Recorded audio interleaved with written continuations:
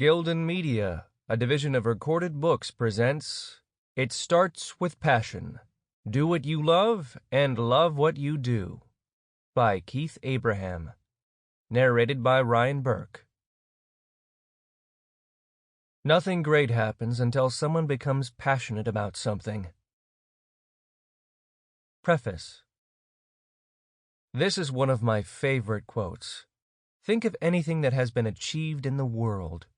It may have stemmed from a need, an injustice, a set of unfair circumstances, an opportunity or an idea whose time had arrived. But a passionate person or a group of passionate people brought it into reality. If that is my favorite quote, then this is my favorite question. What are you passionate about in your life? What floats your boat? What energizes you? What excites you? What gives you your greatest joy? My belief is that life is too short to live without passion, and it is too short to go through the motions or to just exist. Yet how many capable and clever people just exist? They have given up on their dreams, hopes, and desires, and use the excuse that they have to earn a living, provide for their family, and be a responsible adult. Here's a news flash. You can do all this and live a passionate life. I believe that your responsibility is to be the leading example for everyone who is connected to you. Now, it is not always your fault what happens to you, but it is your choice what you do about it. So what are you passionate about?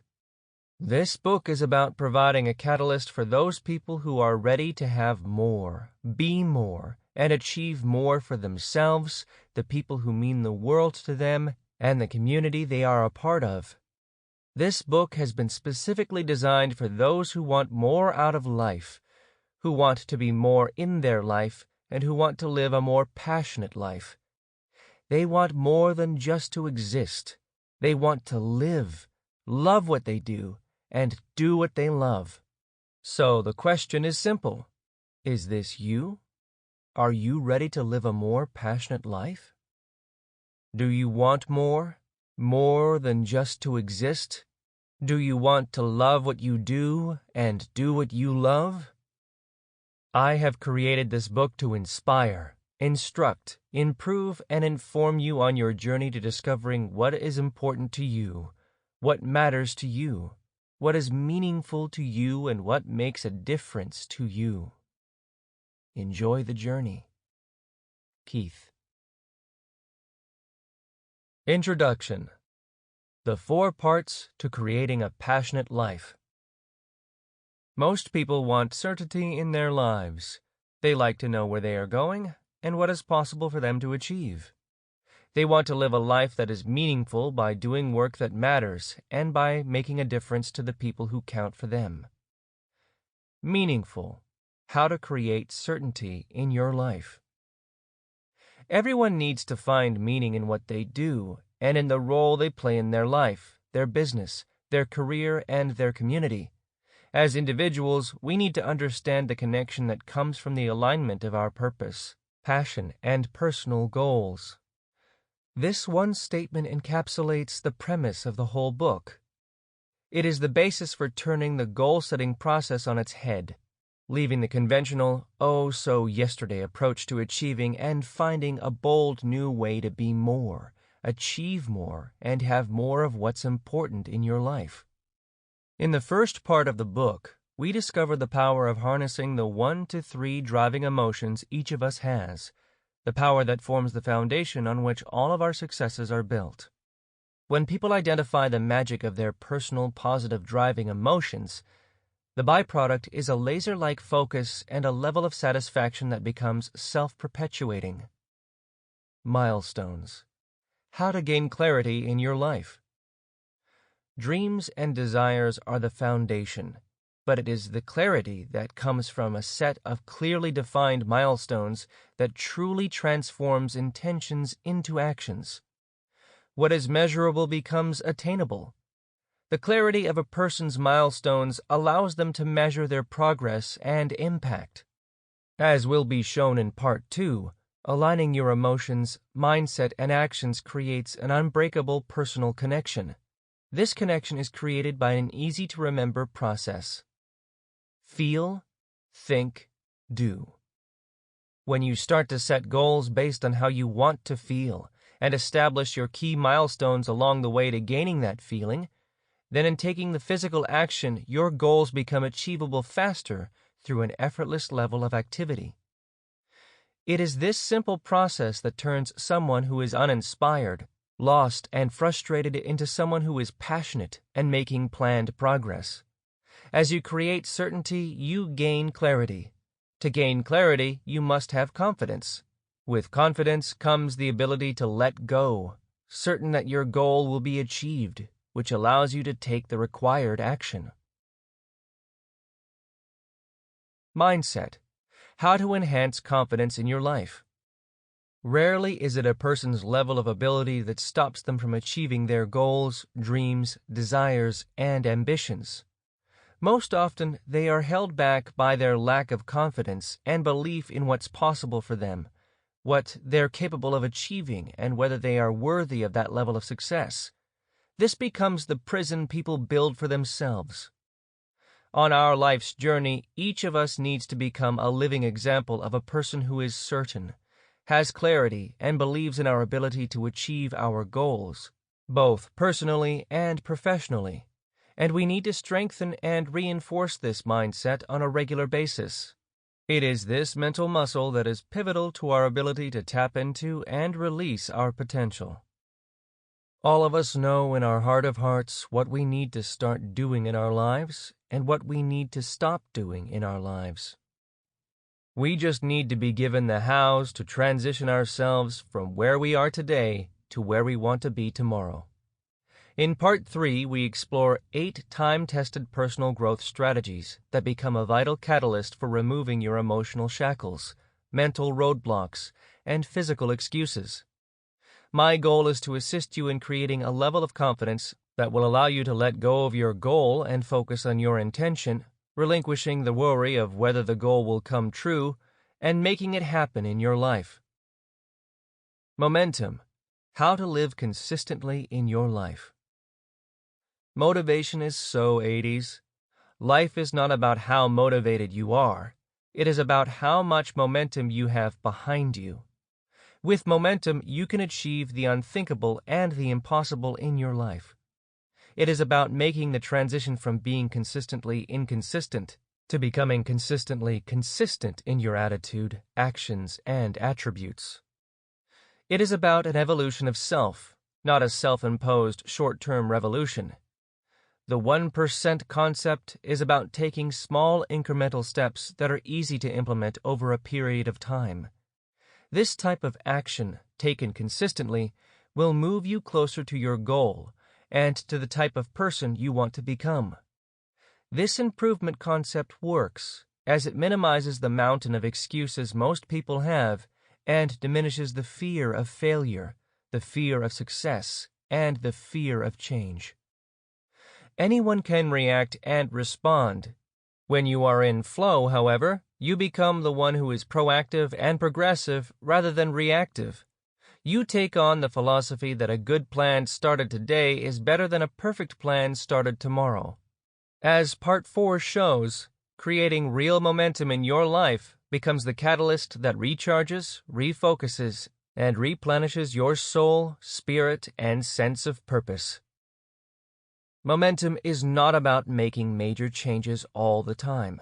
It is about making small, incremental changes over a period of time. Taking control. The last thing we need is more information, yet we all need to gain better insights from the information we have. Over the past 27 years, I have been a student of passion, high-performance results, the setting of goals, and how people go about achieving their goals. During that time, I have gained many interesting insights that I'll share with you in this book. My belief is that before we lead anyone in our business, career, community, or family, we need to first lead ourselves.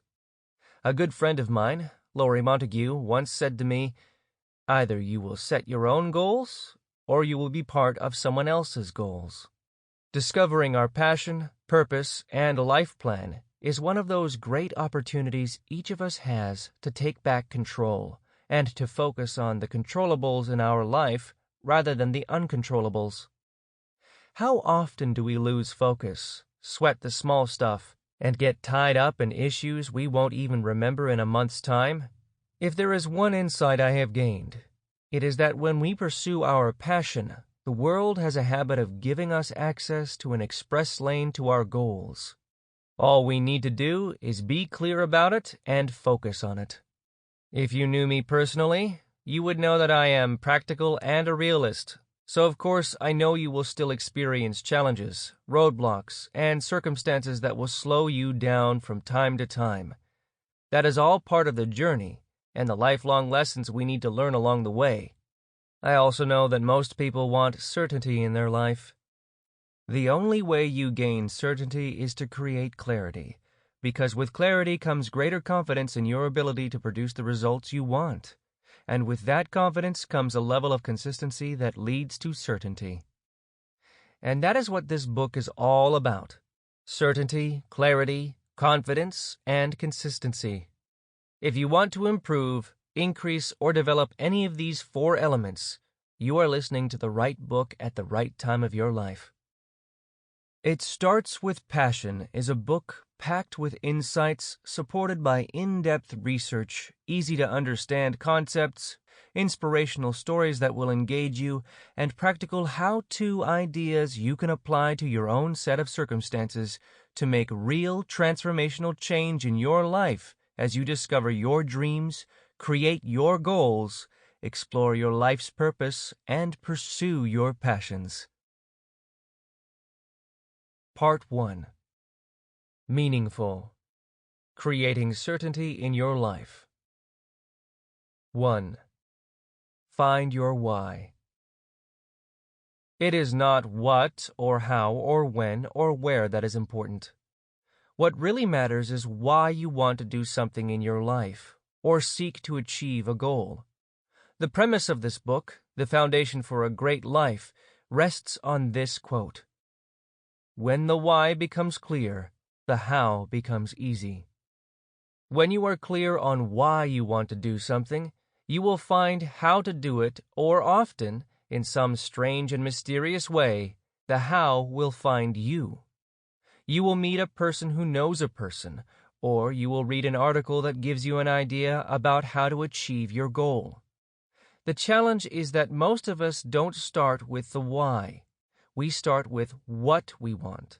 And all too often we stop at the what. We don't progress any further or even go after a lot of what's. The challenge is that after some time our soul and spirit require that we pursue what is meaningful and what really matters to us. Think of it like this. When you were a kid leaving school or a young adult at university, everyone would ask you, "So what type of job do you want? What are you going to do now? What career are you going to pursue?" Later in life, when you are employed or pursuing your own business, people keep on asking you what questions. What project are you working on now? What is your target for the month? What do you want to achieve this year? What is your career goal? Rarely does anyone ask you why. My belief is that the what's that make up our lives result from our search for the why. Our what's are what we do when we are looking for our why. The challenge for most of us is that we stop at what because it is easy to measure. We don't have to think about it as long as we do when trying to determine our why. So we get stuck at what, as it is easy to find in status, titles, material gains, financial milestones, and comparisons with how well our friends and colleagues are doing. How is what we need to do to get to our why. For each of us, the why represents our reasons, what's important to us, our life's purpose. It is about what matters most to us, our core values that form the fabric of our being. The why, in part, is what we stand for, and what we want to be known or famous for as we live a meaningful life. Your why is that one thing that is wanting and often waiting to burst out of you. It is the passion that you have put off as everyday life has taken over and consumed you. It is what is in your heart, that voice telling you that this is the right thing to do both for you and for those around you. Yet sometimes it is hard to determine as there is no logic to your thinking. I am not saying you will achieve nothing if you are not clear on your why. You see, when you are focused so much on the what, you will achieve a great deal, more than most people in your circle of friends, family, and colleagues. But after a time, you will wonder why you are doing it. You will experience a weird sense of unreasonable disenchantment. You know you have achieved and are still achieving, so why are you feeling so disillusioned, disengaged, disappointed, or detached? You don't have any right to feel that way. Compared with others, you are doing so well. You really don't have any logical reason to feel this way, and yet you do. Once again, deciding on your why is infinitely harder than determining what you want or how or when you are going to achieve it. Why tends to depend on an emotion-based decision that reflects your true self, the essence of you as a person. What is logically based and determined by your thought processes, past experiences, and learning from those who have gone before you. How is about action, making progress, implementing ideas, and being open to attaining rather than just thinking about the goal. When is the time frame within which you desire to achieve the goal? Look at it this way. Most people rarely cross the mental and physical divide that exists between what their goals are and why they really want them. Let's face it, most people don't set goals for the week, month, or year, and now we are asking them to determine why they exist, their purpose, and the contribution they will make to those close to them, those who know them, and those who may never know them but will benefit from their legacy. It is not that people don't want to discover their why. Rather, either they don't allow themselves the time to indulge in what is possible, or life becomes too all-consuming to take time out to sit down and think about the big picture. The idea of doing this can be daunting, and it is far easier to become busy being busy. And those few who are not sure where to start take the easy road of not doing it at all. When I interview passionate people for my blog or listen to people from the stage, a common theme permeates their language. I always wanted to. I knew I had to try. This one thought dominated my thinking since I was a kid. I dreamt about it all the time. I always knew I would pursue this goal. Industry leaders, global leaders, great scientists, designers, inventors, innovators, artists, musicians, Nobel or Pulitzer Prize winners, or Olympic gold medalists are all very connected to their why and their reason. Why is not just confined to individuals. Companies need a big why to engage, enthuse, and energize their people and their customers. The companies and entrepreneurs that impress us are those that seem to have a big why, that noble purpose that connects us to their brand or product. Businesses, like people, sometimes lose their way, though. Their noble purpose, their why, either becomes diluted or is disregarded, or people become disenchanted. At other times, people and businesses achieve their why, but have not taken the time to refocus on what comes next. What's my why now? So what is your why? Why were you put on this planet at this time? Why do you want to live a great, meaningful life, a life that is bigger than you, a bigger why than the one you have right now? 2. Creating real wealth.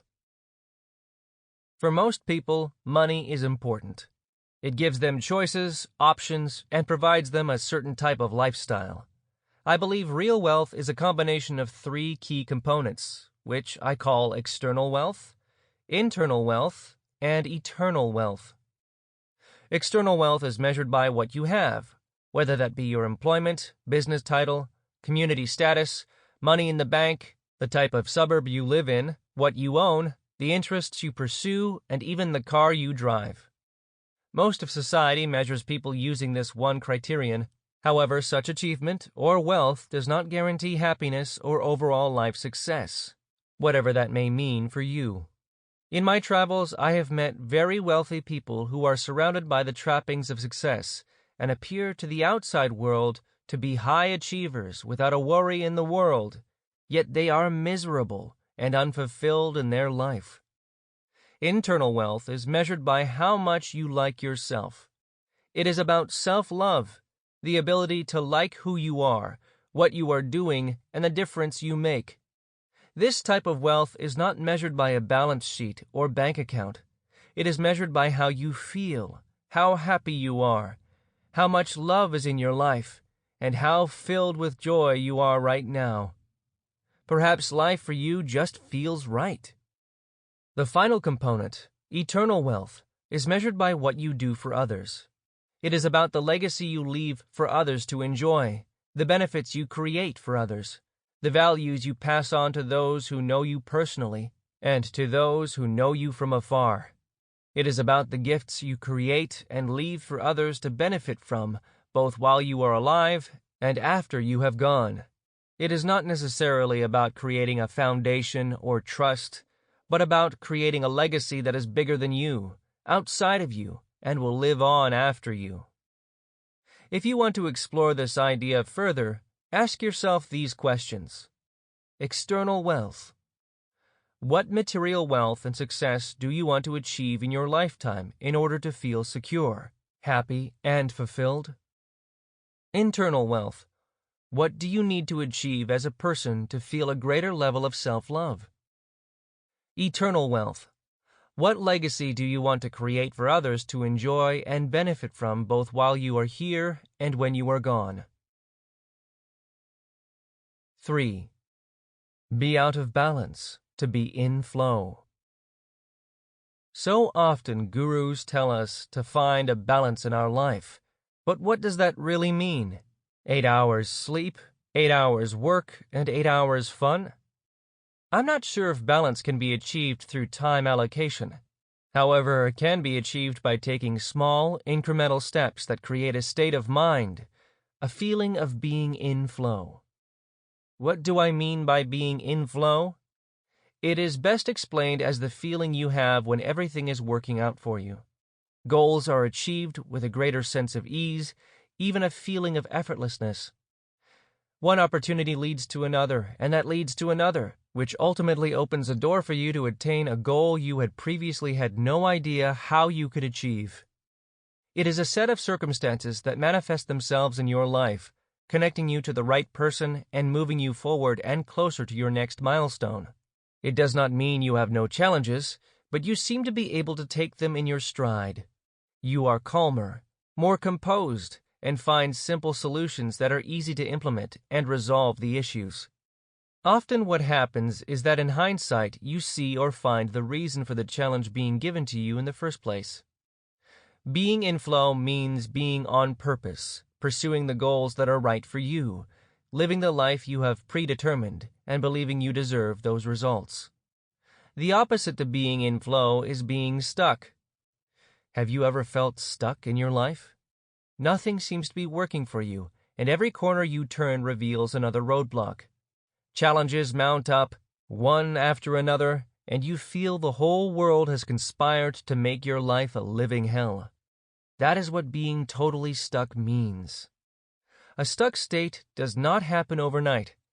It creeps up on you over time through the actions you take or fail to take, choices that do not support your being the best that you can be, achieving more, doing more, and gaining better results.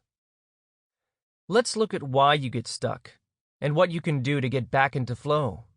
You become stuck when you stop making decisions, when you become indecisive, when procrastination creeps in.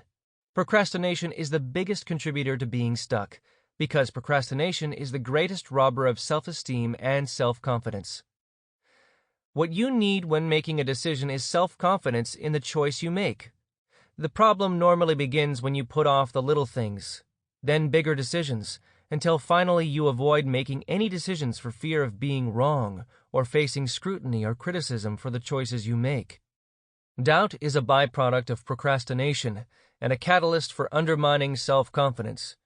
When you suffer doubt, you feel unsure and start to second-guess, and you become reluctant to step out of your comfort zone. A pit opens up that leads you to think the worst, see the worst, and believe the worst is going to happen. What you focus on, you create and manifest in your life. So is it any wonder that you feel and experience the challenges you do? Let's talk about doubt for a moment. How do you act and feel when you are consumed by doubt? Which of these words relate to you? Take a moment and think about how you act and feel when you are doubtful. Now, do any of those feelings empower you? Do any of those feelings propel you closer to your goals and dreams? Do they bring out the best in you? You have a choice on how you feel. Your state of mind and how you want to feel is controllable by you. In fact, it is one of the few things in this world over which you have total control if you choose to. So how do you take back control and get into flow? You need to make some decisions. Life is about making decisions. All through this book, I will ask you to make decisions. Now understand this. Every decision you have ever made was right for that time and that place with the knowledge you had at the time. It was right. Take back control and get into flow. 2 minutes later, 2 hours later, 2 weeks later, 2 months later, or 2 years later, it might not have been the right decision. However, we don't live in the future. We plan for the future, but we don't live there. Make a decision, and if it is not the right one, then make another. Get into the habit of making decisions if you want to make progress. It is all about making progress, because that is what leads each of us to certainty. It is not about being perfect. It is about making progress. Too often people wait until everything is perfect before they start. This is just another form of procrastination. If you want to beat procrastination, stop thinking about finishing the task or reaching the goal. Just focus on taking action that gets you started. A great friend of mine, Malcolm McLeod, says, "A good plan started today is better than a perfect plan started tomorrow." Your goal is to get it going. Then you can get it right. If procrastination eats away at your self-confidence, progress is the greatest enhancer of self-esteem and self-confidence. From action and confidence comes a greater sense of certainty. I don't know about you, but I like certainty in my life. It's about knowing where you want to go and knowing how to get there. How do you act and feel when you have certainty in your life? What is true for you? Take a moment to think about how you act and feel when you are certain. Would you like to have those feelings more often and more consistently? These are feelings that put you into flow and keep you there, and they all come from taking action, taking little steps that edge you closer to your goal, your desired state of mind, and the life you want to lead. I'm not saying your life is going to be perfect, but you will like it more and you will like who you are. How often are you consistently inconsistent? 4. The 6 emotions of achievement. I have been fortunate to have spent much time over the years talking to thousands of people about their passions, purposes, and plans. For me, it is always interesting to see where people are on their journey towards their goals. I have identified 6 different mindsets that people fit into when it comes to setting and achieving goals. I have seen firsthand their mindset around how they feel about achievement, the characteristics they display when they are achieving, and the mental lassos they entwine themselves in as they achieve their goals or don't. Let me share with you some of these insights to help you determine your own position at this moment in your life. We have all experienced these 6 emotions in some form or another as we have moved through life. Achievement is a double-edged sword. It can inspire us to go to the next level, or it can cut the ground from under us as we reflect on what we could have done or could have been. There are 5 mental lassos that limit us as we seek to achieve our goals and dreams. And there is one mindset around achievement that I call the certain that we all need to work towards to live a passion. Sample complete. Ready to continue?